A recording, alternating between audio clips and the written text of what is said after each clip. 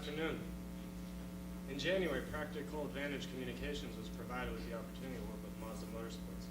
The client, represented here today by Dean Case, assigned myself, account executive Brandon Teskey, and account coordinators Chelsea Sanchez, Carrie C., and Jillian Wong, with two initial goals during our first meeting. First, Pratt was asked to research Mazda Motorsports and their presence in the online community against competitors Toyota, Honda, and Nismo USA. Second,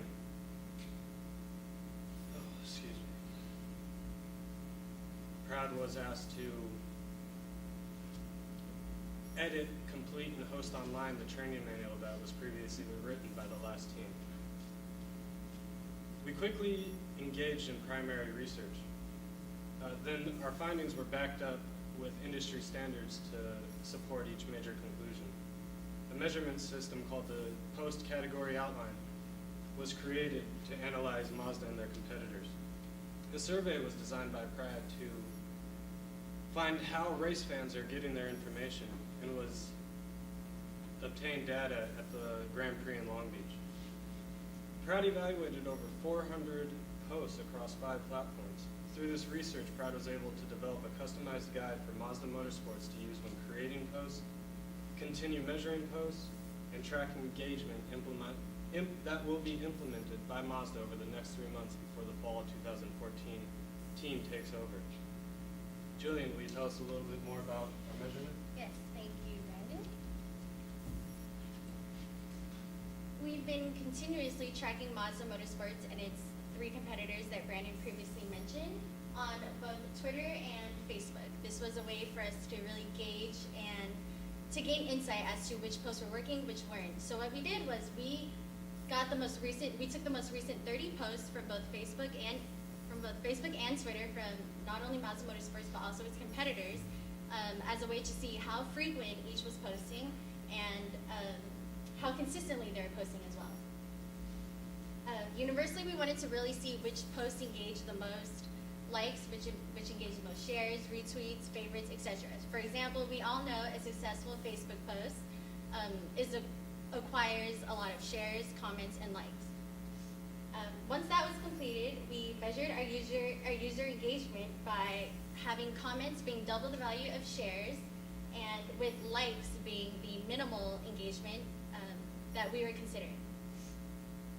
Once we were completed, we categorized posts from using the post category outline that Brandon previously mentioned. We categorized them into 3 different categories, whether they were informative, persuasive, or just for general fan entertainment. As you can see through our Excel sheet here, it gave us a picture snapshot of how each competitor and Mazda Motorsports was doing with their online presence.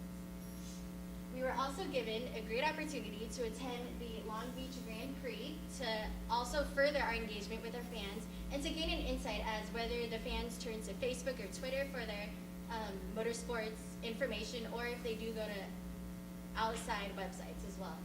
Unfortunately, we did not gather the numerical data that we were hoping for, but as a recommendation, we do think an online survey would be very productive, and it would be very successful also for Mazda Motorsports to gain an insight as to what websites are utilized by our fans to gain information for racing. Although we were not able to attain reliable statistical analysis, we had to strictly stick to the already evident and already engaged social media presence that we did have, which Kara will dive into right now.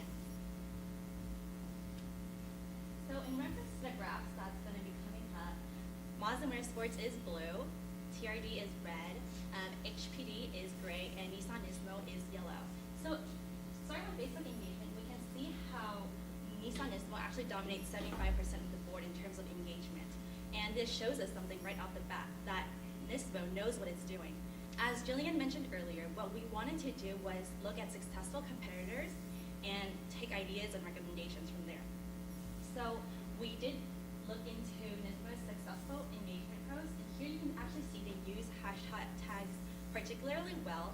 It created a hashtag concept, which is the 2Z Day concept, and it's very consistent. every Tuesday, Nismo uploads a photo of its Z-Series car to engage its audience, and it gets a great response. There's 800 likes, 23 shares, and in the comments right here, you can actually see its followers are uploading photos of their own Z cars to share with the page as well. Now with Twitter and Instagram, we can definitely see how it's pretty much broken down evenly amongst all the participating platforms. The interesting thing we found with Instagram is that TRD has 16,000 followers on it, and Nismo only has about 4,000. Despite that, Nismo actually accumulated more comments than TRD did. While TRD is great with frequency, Nismo knows how to engage its users with its contents. So against it, Mazda Motorsports did create an Instagram account. We looked into Nismo's Instagram account to pull some ideas from there. And here is Nismo's second most engaged post. We can see it utilizes hashtags. The GTR is actually hashtagged, and also Nismo as well. It's fun, it uses humor, and one thing that Nismo does well across all its platforms is that it has a lot of fan engagement posts, fan appreciation posts. As you can see, they are taking a snapshot image of a consumer who's driving a GTR, and it's a old lady. And then last but not least is YouTube. And for YouTube, we got some great results for Mazda Motorsports. It shows us that Mazda Motorsports has a loyal, dedicated fan base out there who are interested in seeing any type of content pertaining to the races, the drivers, or any materials pertaining to Mazda Motorsports. So we definitely hope Mazda Motorsports can take advantage of YouTube to its fullest potential. And with these in mind, Chelsea, why don't we go ahead and go more in depth with the recommendations? So as Kara mentioned, Mazda Motorsports the playlist does have a loyal fan following. Views are substantial, they are increasing all the time, we've been checking them every day, even videos that haven't been posted recently. Now, while it's great to be housed under the Mazda USA umbrella to possibly reach the 13 million subscribers that are there, we really recommend that Mazda Motorsports creates its own YouTube channel. This will lead to better search engine optimization. It will allow them to track their results easier. You can actually see people who are subscribing to the channel just to see Mazda Motorsports content. And it's free, so why not? But it really is visually appealing. When you're searching through YouTube for Mazda Motorsports, instead of seeing videos featuring the name, you'll actually see a channel there. Now, Mazda Motorsports, in order to establish that subscription or the subscribed viewers that we would hope for, needs to collaborate on the platforms they're already using.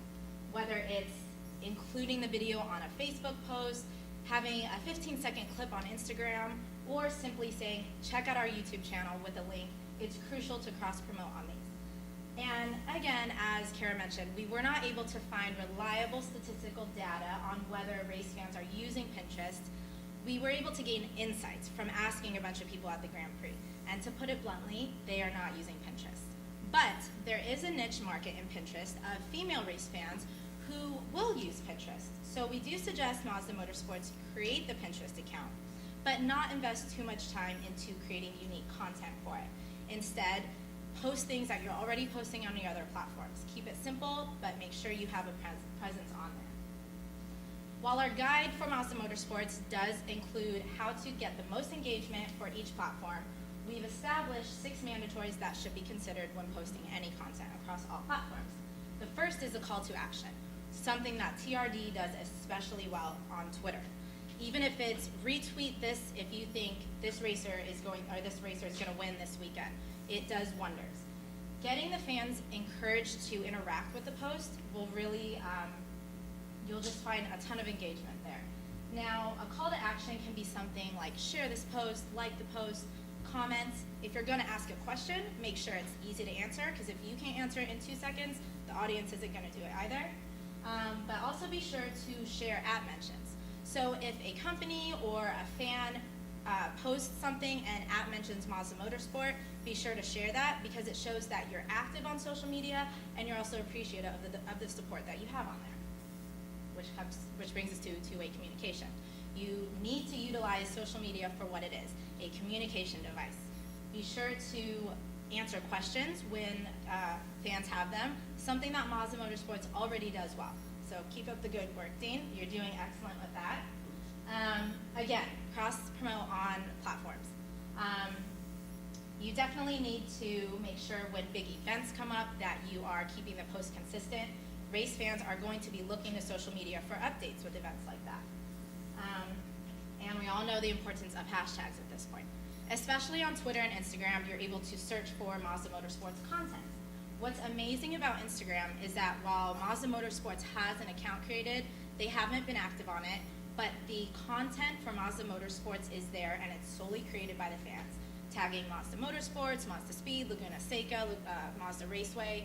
Half the work's already done for you, and we have a really, really good feeling about you getting active on Instagram. You're gonna see some great results there.